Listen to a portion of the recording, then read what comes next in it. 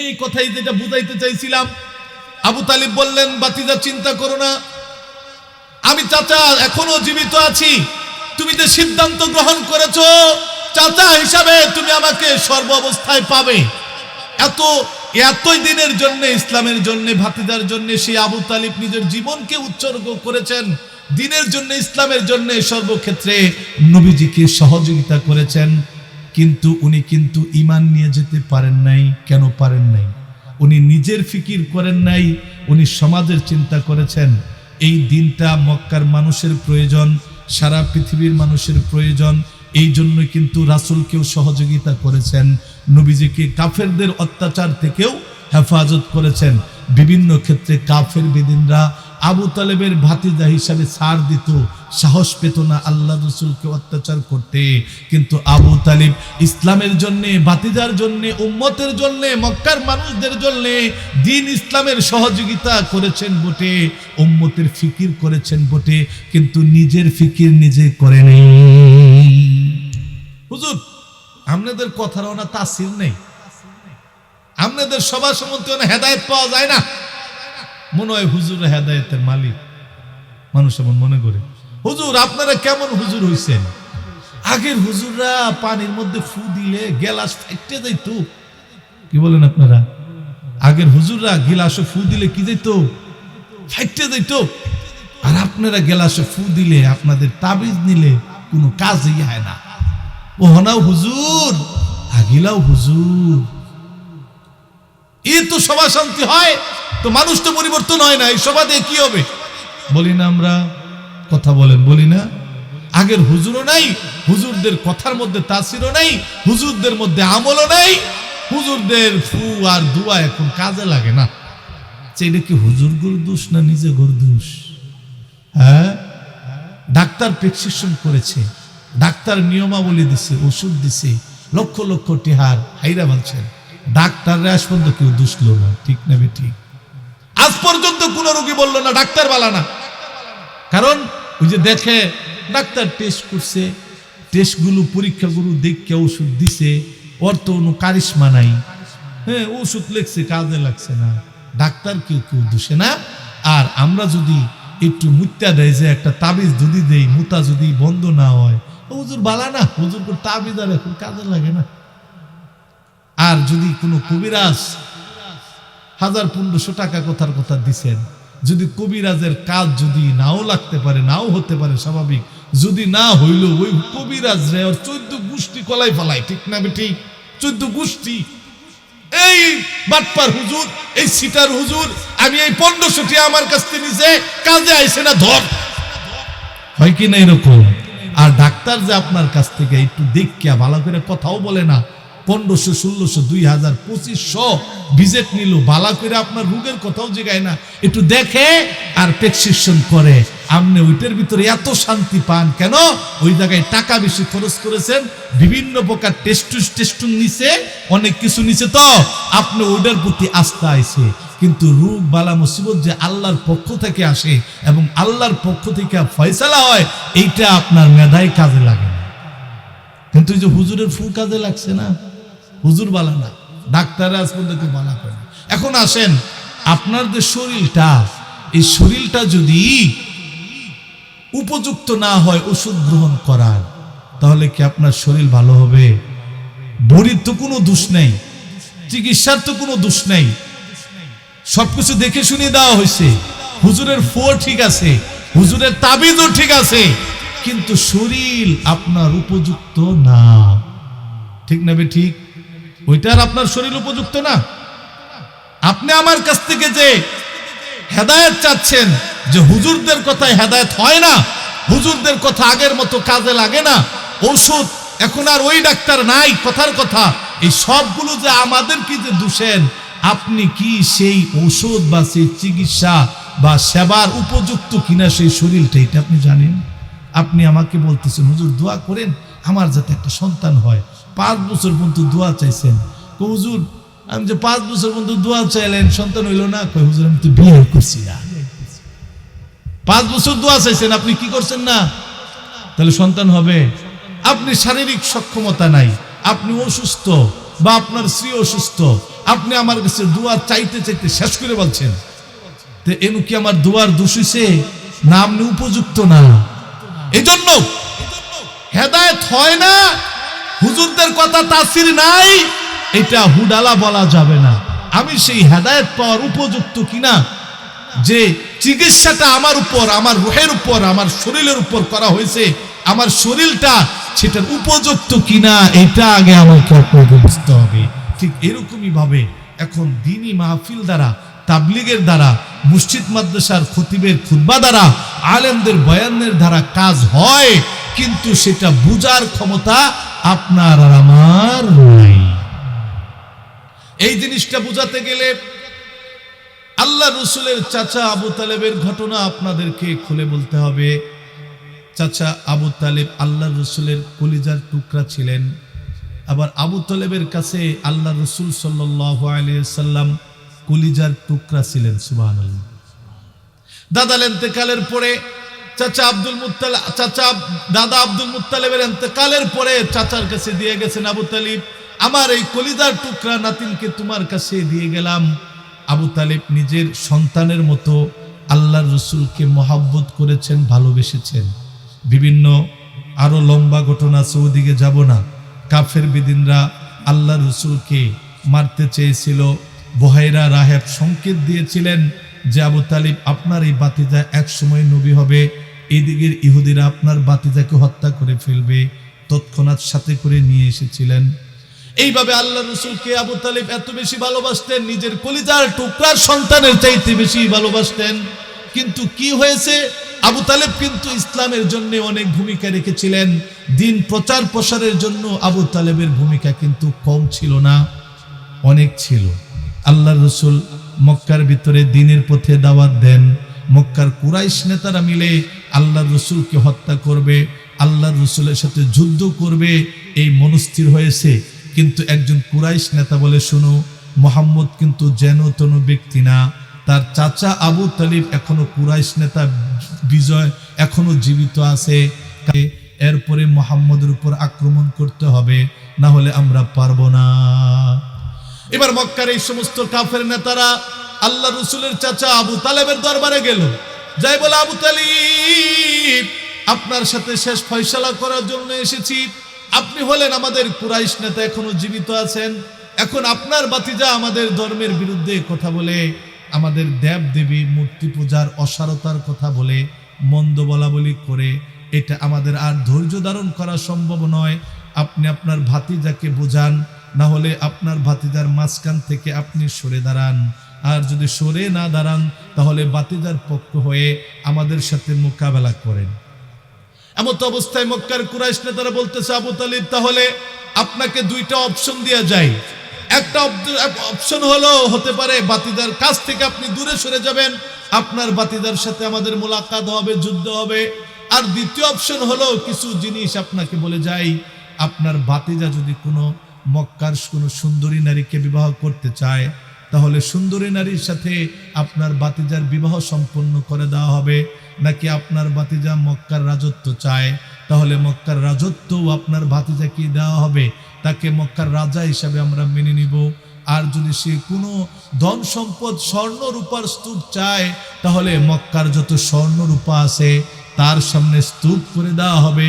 শর্ত একটাই, তার দিন থেকে, ইসলাম প্রচার থেকে তার দূরে সরতে হবে, আর না হলে আমাদের সাথে যুদ্ধ করতে হবে। এই বলে মক্কার কাফের কুরাইশরা চলে গেছে। আবু তালেব বসে আছেন। মধ্যরাতে যখন আল্লাহর রাসূল ঘরে এসেছেন, চাচা বলতেছেন, ভাতিজারে এত বেশি বোঝা আমাকে দিও না, বৃদ্ধ বয়সে আমি এত বোঝা গ্রহণ করতে পারবো না। মক্কার কুরাইশ নেতারা আমার কাছে এসেছিল, এই কয়েকটি কথা বলে গেছে, তোমার মাঝখান থেকে আমাকে সরে যেতে হবে। এখন আর আমি বোঝা তলব করতে পারবো না, এখন আর তোমাকে আমি সেভ করতে পারবো না। মক্কার কুরাইশ নেতারা বলে গেছে, এই তুমি যে দিন প্রচার করতেছো, নতুন ধর্ম মক্কার মানুষদেরকে গ্রহণ করার কথা বলতেছো, এটার ব্যাপারে সিদ্ধান্ত হলো, তারা বলেছে তুমি যদি এর উদ্দেশ্য যদি কোনো নারীকে বিবাহ করতে চাও, কোনো সুন্দর নারীকে বিবাহ করতে চাও, এতেও তারা সুন্দর নারীর ব্যবস্থা করবে। আর এই দিন প্রচারের জন্য যদি তোমার উদ্দেশ্য হয় মক্কার রাজত্ব তোমার লাগবে, তাহলেও তো তারা রাজি, মক্কার রাজত্ব তোমার কাছে তুলে দিবে। তুমি যদি মক্কার রাজত্ব চাও তাও দিলেও রাজি।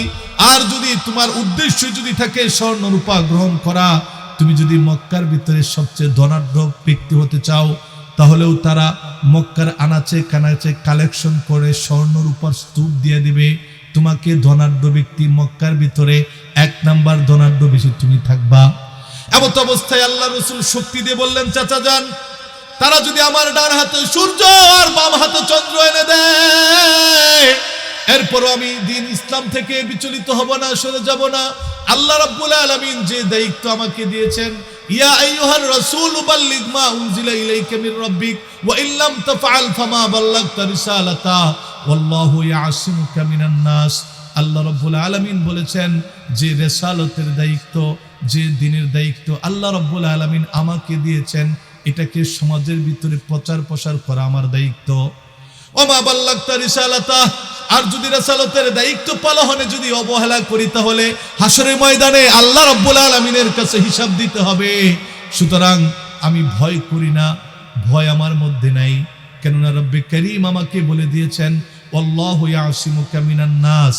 আল্লাহ রাব্বুল আলামিন বলেন, নবীজি আপনি যখন দ্বীনের দাওয়াত দিবেন, ইসলামের পথে মানুষকে আহ্বান করবেন, আপনার শত্রু বেড়ে যাবে, আপনার উপর আক্রমণ করবে, আপনাকে হত্যার পরিকল্পনা করবে, তখনও আল্লাহ রাব্বুল আলামিন ওয়াদা দিয়েছেন আল্লাহু ইয়াসিমুকা মিনান নাস।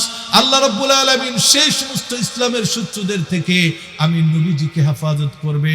শুধু আমি নয়, আমার ইন্তেকালের পরে যারা এই দ্বীনের ধারক বাহক হবে, সাহাবায়ে কেরামদেরকেও আল্লাহ তাআলা হেফাজত করবেন। সাহাবায়ে কেরামের মৃত্যুর পরে যারা এই দ্বীনের ধারক বাহক থাকবে, তাবিঈনদেরকেও আল্লাহ তাআলা হেফাজত করবেন, তাবিঈনদেরকেও আল্লাহ তাআলা হেফাজত করবেন।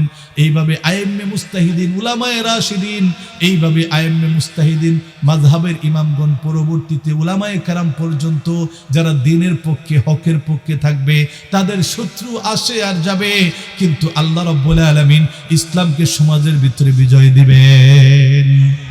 কাজে আমরা কোনো ভয় করি না। দ্বীন প্রতিষ্ঠার জন্য উলামায়ে কেরাম জেল খাটলো, দ্বীন প্রতিষ্ঠার জন্য উলামায়ে কেরামকে ফাঁসির কাস্টে ঝুলানো হলো। ইসলামকে সমাজের ভিতরে বাস্তবায়নের জন্য আমাদের মাযহাবের ইমাম থেকে শুরু করে আইম্মে মুস্তাহিদিন সম্মানিত উলামায়ে কেরামকে ফাঁসির কাস্টে ঝুলানো হলো। আল্লামা সাঈদীকে বিষ প্রয়োগ করে, ষড়যন্ত্র করে দুনিয়া থেকে শেষ করে দিল। আলী হাসান মুজাহিদ বলেন, আর যারা দ্বীন ইসলামের জন্য চেষ্টা করেছেন তাদেরকে মিথ্যা মামলা দিয়া ফাঁসির কাস্টে ঝুলানো হলো। আলেমদেরকে, যুবকদেরকে দর্শন মামলা দিয়া কত নওজোয়ান যুবককে বিকলাঙ্গ করে দিল। 24শে জুলাইয়ের আগস্টে আমার সন্তানদেরকে হত্যা করা হলো, আমার মেয়েদেরকে দর্শন করা হলো, আমার কলিজার টুকরা সন্তানদেরকে বিকলাঙ্গ করা হলো। এইভাবে সমাজে ইসলামের কথা, দ্বীনের কথা যখন বলবেন, তখন এক শ্রেণীর মানুষ কিন্তু মুনাফেক হয়ে, যদিও নামদারি মুসলিম, মুনাফেক হয়ে আলেমদেরকে দমন করতে চাবে, ইসলামপন্থীদেরকে দমন করতে চাবে। সমাজের ভিতরে যাতে উলামায়ে কেরাম ইসলামের কথা বলতে না পারে, দ্বীনের কথা বলতে না পারে, সর্বপ্রকার তাদেরকে বাধা প্রদান করা হবে। ঠিক কিনা বলেন? এই কথাই যেটা বুঝাইতে চাইছিলাম। আবু তালিব বললেন, বাতিজা চিন্তা করো না, আমি চাচা এখনো জীবিত আছি, তুমি যে সিদ্ধান্ত গ্রহণ করেছো চাচা হিসাবে তুমি আমাকে সর্ব অবস্থায় পাবে। এতই দিনের জন্য, ইসলামের জন্য, ভাতিজার জন্য সেই আবু তালিব নিজের জীবনকে উৎসর্গ করেছেন, দ্বীনের জন্য, ইসলামের জন্য সর্বক্ষেত্রে নবীজিকে সহযোগিতা করেছেন। কিন্তু উনি কিন্তু ঈমান নিয়ে যেতে পারেন নাই। কেন পারেন নাই? উনি নিজের ফিকির করেন নাই, উনি সমাজের চিন্তা করেছেন। এই দিনটা মক্কার মানুষের প্রয়োজন, সারা পৃথিবীর মানুষের প্রয়োজন। এই জন্য কিন্তু রাসূলকেও সহযোগিতা করেছেন, নবীজিকে কাফেরদের অত্যাচার থেকেও হেফাজত করেছেন। বিভিন্ন ক্ষেত্রে কাফের বেদিনরা আবু তালেবের ভাতিজা হিসাবে ছাড় দিত, সাহস পেত না আল্লাহ রাসূলকে অত্যাচার করতে। কিন্তু আবু তালিব ইসলামের জন্যে, ভাতিজার জন্যে, উম্মতের জন্যে, মক্কার মানুষদের জন্যে দ্বীন ইসলামের সহযোগিতা করেছেন বটে, উম্মতের ফিকির করেছেন বটে, কিন্তু নিজের ফিকির নিজে করেনি। এই দিন যে তারও দরকার, এই দ্বীন ইসলামকে আবু তালেবের যে গ্রহণ করা দরকার, মুসলিম হওয়া দরকার, এই ফিকিরটা আবু তালেবের কি ছিল না? মেধায় ছিল না। এজন্য দিন ইসলাম বুঝতে গেলে নিজের ফিকির করতে হয়। দিনের উপরে, ইসলামের উপরে ইস্তেকামাত থাকতে হলে, দিন বুঝতে গেলে, হেদায়েত পেতে গেলে নিজের চেষ্টা লাগে। আমাদেরকে অনেক সময় বলে না, হুজুর আপনারা দোয়াও করেন না, হেদায়েতও পাই না, মসজিদও যাই না। বলে কি বলে না এরকম? দোয়া করেন আল্লাহ যাতে আমার হেদায়েত দেয়। নিজেদের হেদায়েত তালাশ করতে হবে, দিন বুঝার জন্য, শিখার জন্য, যে তার যে দিনকে গ্রহণ করতে হবে, যে এটা ইসলাম, এটা শরিয়া, এটা আমার জন্য। কেউ যদি বলে আমি শরিয়া আইনে বিশ্বাসী না, সে তো কাফের হয়ে যায়। বুঝতে পেরেছেন?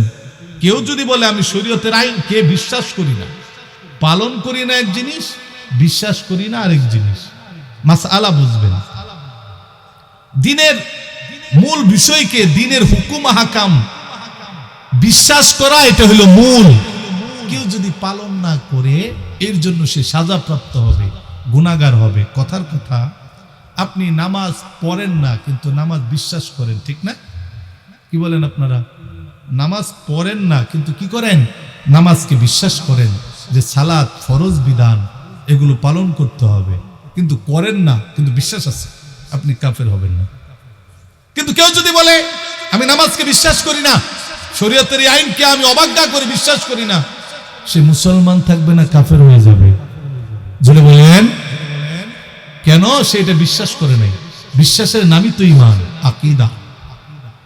রোজা ফরজ হয়েছে, রোজা রাখতে পারেন না, আপনি অসুস্থ বা অভ্যস্ত না, আপনি গুনাহগার হবেন কিন্তু কাফের হবেন না। কিন্তু রোজাকে নিয়ে যদি ঠাট্টা বিদ্রুপ করেন, যে রোজা রাখবে গরিব মানুষেরা, রোজা রাখবে আলেমরা, আমরা কেন? আমরা তো ধনী মানুষ, গরিবরা রোজা রাখবে, গরিবরা রোজা রাখবে, আছে না এরকম? তাহলে তার মধ্যে কি ঈমান থাকবে? এইরকম শরিয়া আইনকে, শরিয়া আইনে বিশ্বাসী না, এই কথা বললে আপনি কাফের। এদের সাথে যারা সম্পর্ক করবে তারাও ঈমানের সমস্যা। এদের আইডিয়া, এদের নীতি আদর্শ, এদের ব্যবস্থা যারা মনে প্রাণে বিশ্বাস করবে, তাদের ঈমানের সমস্যা থাকবে। বুঝতে পেরেছেন? এরকম আবু তালিব চিন্তা করেছে সমাজের জন্য, দেশের জন্য, জাতির জন্য, কিন্তু এই ঈমানটা, এই ধর্মটা যে নিজের জন্য গ্রহণ করতে হবে, এটা ওনার মেধাই আসে নাই। এই জন্য উনি মৃত্যুর সময় কি পান নাই? ঈমান নিয়ে যেতে পারেন। আবু তালিব মৃত্যুর শয্যায়, শেষ করে দিচ্ছি, আবু তালিব মৃত্যুর শয্যায়, এবার আল্লাহ রসুল মনের ব্যথা নিয়ে চাচা আবু তালেবের কাছে বসেছেন। চাচা যান, আপনি তো আমার অভিভাবক, দ্বীনের জন্য, ইসলামের জন্য অনেক কষ্ট করেছেন, আমাকে সহযোগিতা করেছেন, বাতিজা বলে আমাকে খুব মায়া দিয়া, স্নেহ দিয়ে আমাকে লালন পালন করেছেন। এখন মৃত্যু সজ্জায় আল্লাহ তাআলা বলেছেন, আপনি যদি একটু কালেমা পড়েন, আল্লাহ তাআলা আপনাকে জান্নাত দিবেন। সুবহানাল্লাহ। শুধু বাতিজার সাথে পড়েন, লা ইলাহা ইল্লাল্লাহ মুহাম্মাদুর রাসূলুল্লাহ, আশহাদু আল্লা ইলাহা ইল্লাল্লাহ ওয়া আশহাদু আন্না মুহাম্মাদান আবদুহু ওয়া রাসূলুহু। একবার চাচা যদি আমার কানে কানে পড়েন, আল্লাহ তাআলা আপনাকে জান্নাতের ওয়াদা দিয়েছেন, আমি নবীজি আপনার ভাতিজা, আপনার সাথে জান্নাতে নিয়ে যাব। সুবহানাল্লাহ। আবার এদিক দিয়া আবু জাহেল, উতবা, সাইবা, আরে ভাই, ভাই তো আবু জাহেল, উতবা, সাইবা তো তারাও চাচা, আবু তালেবের আপন ভাই, আল্লাহ রসুলের তারাও চাচা। তে আবু লাহাব, আবু জাহেল বলতেছে, ভাই রে, তুমি কি মৃত্যুর সময় আমাদের বাপ দাদার পুরান ধর্ম কি ছাইরা দিবা? তুমি কি মুহাম্মদের পাতানো নতুন ধর্ম কি গ্রহণ করবা? আবার আবু তালেব পিছনে সরে যায়, কিং কর্তব্য ভীমুর হয়ে গেছে, ঈমান আনবে কি আনবে না, দুই দিকে টানা হেঁচড়া চলতেছে। আল্লাহ তাআলা কাছে এটা পছন্দ হলো না। আল্লাহ তাআলা জিবরিল আলাইহিস সালাতু ওয়াস সালামকে পাঠায়া নবীজিকে সতর্ক করলেন, নবীজি শুনেন, ইন্নাকা লা তাহদি মান আহবাবতা ওয়ালাকিন্নাল্লাহা ইয়াহদি মান ইয়াশা ওয়া হুয়া আ'লামু বিল মুহতাদিন। নবীজি গো, আপনি যাকে ভালোবাসেন তাকে আপনি হেদায়েত দিতে পারবেন না। আপনার চাচা, আপনার কলিজা, আপনার চাচার প্রতি আপনার দরদ, বাতিজা হিসাবে চাচার প্রতি ভালোবাসা থাকা, এটাই স্বাভাবিক। কিন্তু আমি আল্লাহ রাব্বুল আলামিন এটা পছন্দ করতেছি না, আপনি যাকে ভালোবেসে টানা হেঁচড়া করতেছেন দ্বীনের পথে, ইসলামের পথে নিয়ে আসার জন্য। তবে মনে রাখবেন, ওয়ালাকিন্নাল্লাহা ইয়াহদি মান ইয়াশা, আল্লাহ তাআলা যাকে ইচ্ছা তাকে হেদায়েত দান করেন, আর কে হেদায়েতের উপর আসবে ওয়া হুয়া আ'লামু বিল মুহতাদিন, হেদায়েতপ্রাপ্ত লোকের সংখ্যা একমাত্র আল্লাহ জানে। কাজে হেদায়েতের মালিক যেমন হুজুর ছিলেন না, হেদায়েতের মালিক যেমন সাহাবায়ে কেরাম ছিলেন না, হেদায়েতের মালিক তেমন আমরাও নই।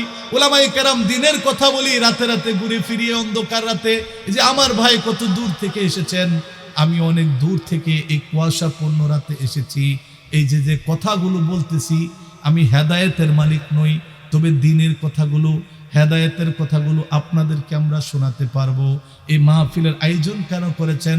যাতে এই সমাজের ভিতরে নারী পুরুষ সমাজের মানুষ যাতে একটু দিন বুঝে হেদায়েত গ্রহণ করে, কিন্তু তারা এগুলোর মালিক নয়, বরং ব্যবস্থাপনা করা হয়েছে। আর আমরা বলতেছি গ্রহণ করা না করা আপনাদের বিষয়, এটা আপনাদের বিষয়। বলবেন তো হুজুর খুব সুন্দর ওয়াজ করেছে, কিন্তু আপনি নামাজ যাইছেন না। মালতিপুরি হুজুর যে বয়ান করছে রে, কিন্তু লেংটি আছে মাইরে ঘুরতেছে। হুজুর তো সেরম বয়ান করছে রে, এরম বয়ান তো আর জীবনে শুনছি না, কথার কথা। কিন্তু পরিবর্তন আইছে না, আপনার জিভ বাড়াই খালি পরিবর্তন আইছে, দিল পরিবর্তন হচ্ছে না। এই জন্য আসেন, যার যা বয়স হয়েছে, যে যে অবস্থায় আছে, ফিরে আসেন। ও তুবু ইলাল্লাহ, আল্লাহর কাছে ফিরে আসেন। হয়ে গেছে 40-50 বছর, কি হয়েছে? তওবা করলে আল্লাহ তাআলা পিছনের সমস্ত গুনাহ মাফ করে দেয়। ইল্লা মান তাবা ওয়া আমানা ওয়া আমিলা আমালান সালিহা ফাউলাইকা ইউবাদদিলুল্লাহু সাইয়্যাতিহিম হাসানাত।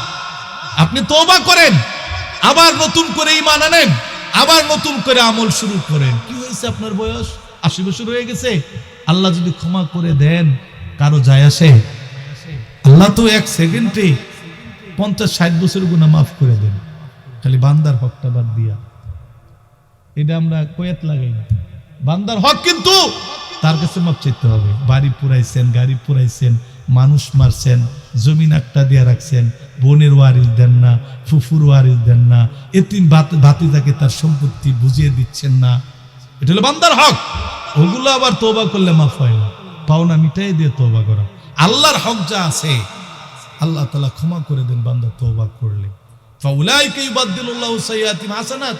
আপনার ভুল ত্রুটি যা আছে আল্লাহ তাআলা নেকির দ্বারা পরিবর্তন করে দেয়, খাঁটি তওবা করতে পারলে। আর আমাদের বাঙালির তওবা তো জানাই আছে, গুনাহ করার আগেই তওবার নিয়ত করছে। কি বলেন? হুজুর কইছে গুনাহ করলে, তওবা করলে মাফ হয়ে যায়। কোন গুনাহ করে আবার নতুন করে তওবা করে। হ্যাঁ, এটাও হাদিস আছে, একজন মানুষের দ্বারা যদি গুনাহ হয়ে যায় তাহলে তার বিকল্প আর একটা নেকি করো, এটার প্রতিশোধ হয়ে যায়। আপনার আমার দ্বারা যদি কোনো গুনাহ হয়ে যায়, তো বিকল্প সাথে সাথে আর একটা ভালো কাজ করা, তাহলেই পরিবর্তন হয়। আল্লাহ তাআলা সকলকে বোঝার তৌফিক দান করেন। ওয়া আখির দাওয়ানা আলহামদুলিল্লাহ। আসসালামু আলাইকুম ওয়া রাহমাতুল্লাহি ওয়া বারাকাতুহু।